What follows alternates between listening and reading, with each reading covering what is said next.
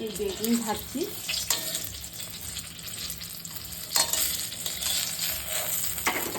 ধিমি আঁচে করে ভাজছি, হ্যাঁ, কম তেলে, তাহলে ভালো করে ভাজা হবে। পাশে আর একটা বেগুন, এই যে নুন হলুদ, একটু নুন হলুদ মাখিয়ে রেখেছি।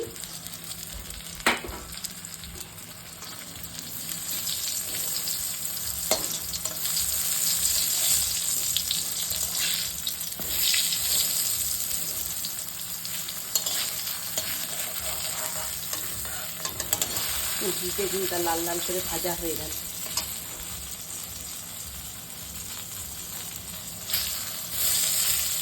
এটা তেলটা ঝরুক, একটা ভাজা হয়ে গেছে।